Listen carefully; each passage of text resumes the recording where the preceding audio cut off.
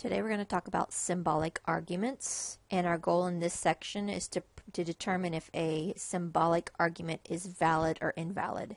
Important piece to this is you will have to be able to prove it on the test. You will have to show it using a truth table for one problem, so make sure you're comfortable with that as well as the special cases. So definitions, the very beginning, just to be clear, symbolic argument means we're going to have a set of premises and a conclusion. That should kind of lead you to believe that when we have premises and conclusion, it's an if-then statement. So our last piece of our truth table will always be an if-then, because we're saying if all of the premises happened, then the conclusion happens, and we're deciding if that's valid or invalid. So we'll include logical connectives with this symbolic argument. So we can have ands, ors, negations, if and only if-thens. To prove it's valid, again, it's saying that the conclusion follows from a given set of premises. The answer column is always true. So that's what you're looking for in the end game for this, is in my truth table, I should have in my final column, that if-then column should be always true. Remember what that means. It's a tautology, and it's an implication because the last statement is an if-then. To make it invalid, meaning the conclusion doesn't follow from the premises, we just need one false. It can be 5 falses, it can be 3 falses, but if we have one false, then it makes it invalid. I will say if you only have one false, I would definitely check that column. So we're going to be presented in these problems in a format where we're given, and you can have more than 2 premises, but generally in this class we're going to deal with 2. So premise 1, then premise 2, the 3 dots means it's a conclusion. But remember what I said, we're saying if the premises happen, then the conclusion. We are saying if both of the premises happen. That's what means for an and, remember. So if P1 and P2 happen, then the conclusion. The last piece of my truth table should be my if-then. So in idea, you're going to have, in your truth tables, you have to do P1, you have to do P2, then you have to do your and between the two. You need to do your conclusion. And your final step is your if-then. Okay, so you may have more columns in this to build up with them, but this is the idea process. Your last piece is going to be your if-then, which is this piece here. So P1, whatever you need to do for that. P2, whatever you need to do for that. Then you have to do an and between them because they're saying both have to happen. Write my conclusion down, and then my last step is my if-then. So stepwise, what we're going to do on these problems is we're going to first start off writing it in symbolic form. Define what P, Q, and R are. You may only have a P and a Q, and that's okay. Then we're going to write down, and I'm going to ask for this step, okay, on your test. What are you doing for the truth table? If on the truth table problem you do not show this correctly, I'm not looking any further because it says that you're not understanding what you're supposed to do for these problems. This is really important. Do your truth table. Okay, the truth table always works. The special forms we're going to go over below, they only work in special cases and you have to recognize them. Valid if it's a tautology. Again, it's also implication. It's saying it's all true. Some books call it logically true. Truth tables always work, and you will be required to do one of these on the test. So we're going to go over real quick some of the special cases that if you do recognize it, you can use that. Not on the problem that says the truth table, though. So the first one is a law of detachment. It's saying if P, then Q. Then we're saying P happens. Well, if we're saying both of the premises happens, if P happens, that means Q has to happen. So that's a law of detachment. And I have an example on the right-hand side if you want to read over that. Again, remember, you can pause, rewind at any time you need to. Law of contrapositive. Remember, contrapositive is a negation in the opposite order. So we're saying if P happens, then Q happens. Well, if Q doesn't happen, and we're saying both of these statements have to be occurring, then we can go backwards and say P did not happen. Law of syllogism says if P happens, then Q. If Q, then R. This is kind of like that idea, again, of transitive, where it has to be in order. If the middleman is here, we can go ahead and take it out, and then P, then R is my conclusion. But it has to be the middleman matching. Disjunctive syllogism says P happens or Q happens. Again, that meaning when we're saying the premises, we're saying that happens, P or Q. Well, if I can cross one of these out, I know the other one has to happen. Remember, or means that at least one of them has to happen. It can mean both, but at least one of them has to happen. So if I say not P, that means that that piece is gone, and it means the Q is left over.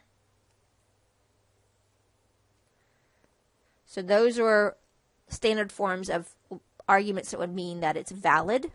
And again, I wrote down examples on the right-hand side that you are welcome to read over. I still think the best thing for you to do is, if it's in words, automatically write it down in symbols first. It's so much easier to miss something if you're trying to just go and skip those symbols first. But remember to be careful. Make sure you don't forget to do the nots. Okay, that's an easy piece to read over and not use. So the last piece of special cases here are ones that are invalid arguments. So A is a fallacy of the converse. We're saying if P happens, then Q happens. And then we say Q happens. I can't go backwards because I don't know. Q could happen for other reasons. We're just saying if P happens, then Q happens. If you skip back up here, don't get confused. Law of contrapositives up here. We're saying that the result did not happen, and that's why we can conclude the first one did not happen.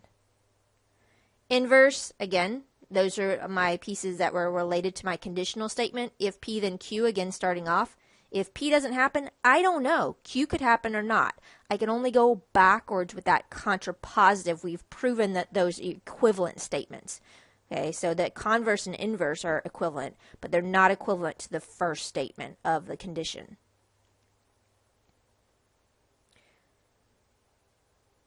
So we're now going to go into some examples. Again, pause it. I'm going to do this one with you. I want you to make sure that you follow along, and you can, again, always rewind it. But remember, what my final statement should be is P1 and P2, then my conclusion. That should always be my last statement. So first step, translate it into symbols. So we will go up for a bike ride. So P, we will go for a bike ride. Q, again, just take the first sentence and keep going until you make sure you have every statement. We will go shopping. So now I'm going to write it in symbols because the next statement has shopping and the last statement has bike ride. So be careful. I always suggest to circle the word not. So the first one is we will go for a bike ride. So that is P or Q. That's the first sentence statement. Second one, we will not go shopping, which is negation of Q. My therefore, we will go for a bike ride. I actually know that this one has to be true by going back to my special cases.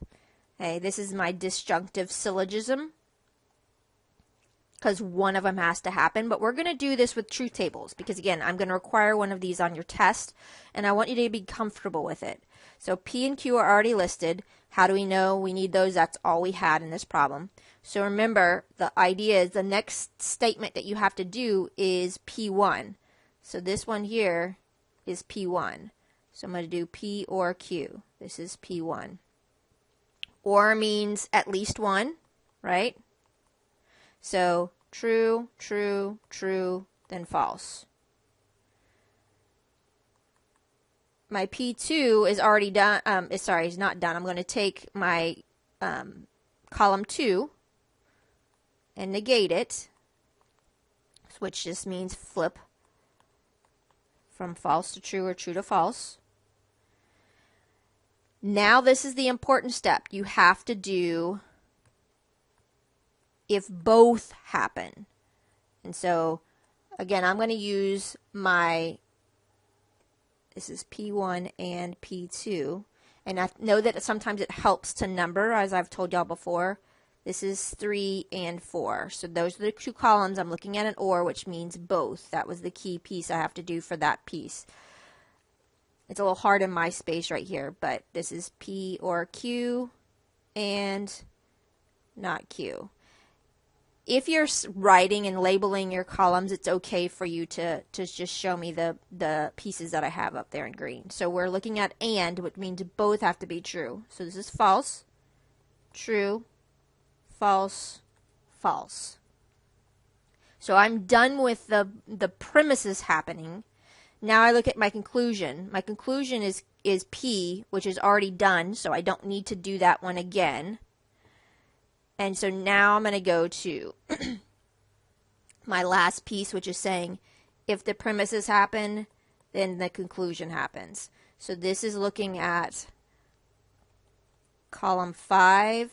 Then we're going all the way back to column 1.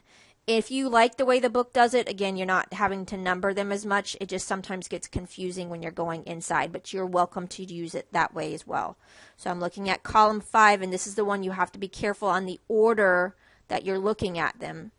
And so when I look here, I'm starting with a false. Remember, this one, the only time it's false is if we break our promise, where we start off with a true. So if we start off with a false, it's automatically true. I don't even have to look at any further. The only one I need to look at is true, and I go back over here to true, which works. So this one is valid, which we actually already knew. It's a tautology. It's an implication. It's logically true. So let's look at example 2. I'm going to do one more with you, and then I'm going to have you do some and pause, do them, and let's compare. So number 2, if the car is new, then the car has AC.